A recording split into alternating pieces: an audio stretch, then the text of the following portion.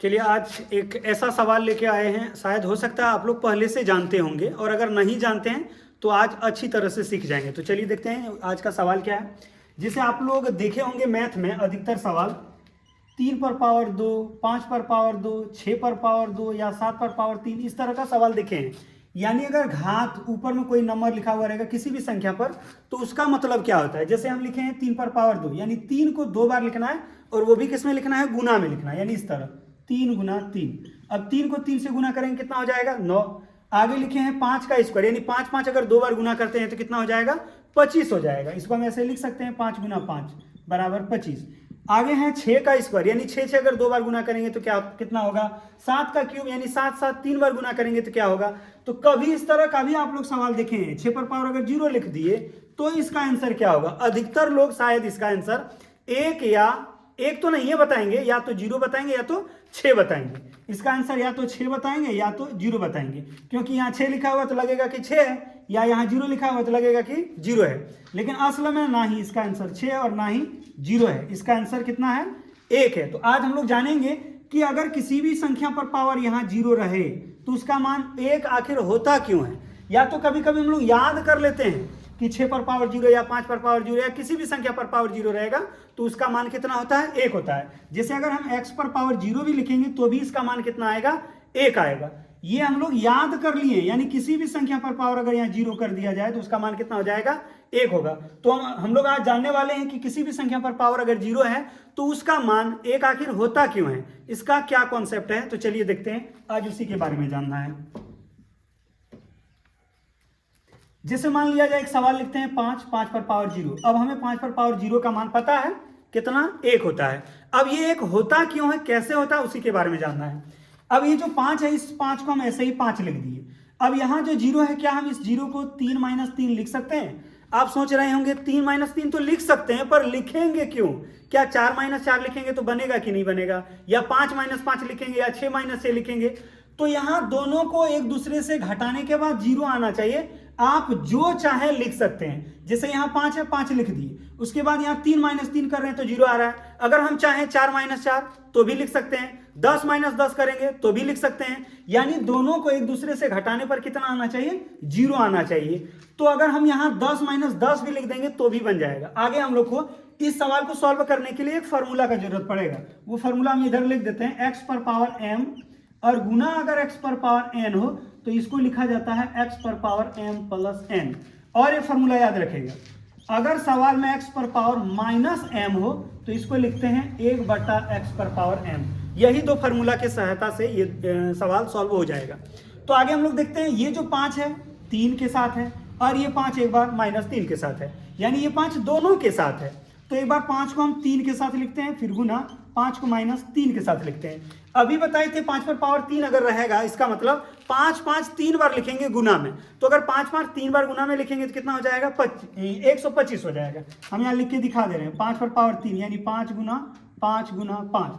5 को 5 से गुना करेंगे 25 होगा, और उसी 25 को फिर 5 से गुना कर देंगे तो कितना हो जाएगा, 125। तो ये जो 5 पर पावर 3 है इसको हम लिख सकते हैं 125। उसके बाद ये गुना का चिन्ह है, इसलिए हम गुना का चिन्ह दिए। अब यहाँ जो 5 पर पावर -3 है, अब इसको इस फार्मूला के साथ देखना है कि कौन सा फार्मूला के साथ ये मैच कर रहा है। तो ये x पर पावर m के साथ कर रहा है, तो जब x पर पावर -m हो तो उसको लिखते हैं 1/x पर पावर m। अब उसी तरह यहाँ भी लिखेंगे, 1 हो जाएगा और 5 पर पावर माइनस का जो 3 था वो प्लस हो जाएगा, यानी 3 हो जाएगा। अब ये 125 का 125 लिखेंगे, गुना ऊपर में है 1 लिख दिए।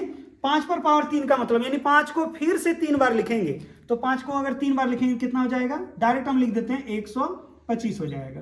अब यहाँ 125 इस 125 को काट देंगे, बच कितना गया, 1। तो इस तरह से 5 पर पावर 0 अगर रहेगा तो उसका आंसर कितना होगा, 1 होगा। सिर्फ 5 पर पावर 0 नहीं, किसी भी संख्या पर पावर 0 रहेगा उसका मान 1 होता है। इसको हम और एक तरह से बना सकते हैं कि किसी भी पावर पर संख्या पर पावर अगर 0 रहता है तो उसका मान 1 क्यों होता है। चलिए उसके बारे में भी हम लोग जान लेते हैं। जैसे हमें यही सिद्ध करना है कि 5 पर पावर 0 है, इसका मान 1 क्यों होता है। एक तरीका तो बता दिए और एक तरीका बता रहे हैं इसको सिद्ध करने का। अब हम यहाँ एक नंबर लिखते हैं 5 बराबर 5। क्या ये 5 5 के बराबर है, तो आप कहेंगे बिल्कुल एकदम 5 5 के बराबर है। अब हम दोनों साइड यानी बराबर का इधर और बराबर का उधर यानी LHS और RHS दोनों साइड 5 से भाग दे देंगे। आप सोच रहे होंगे कि 5 से क्यों भाग देंगे, 6 से भाग देंगे तो क्या होगा।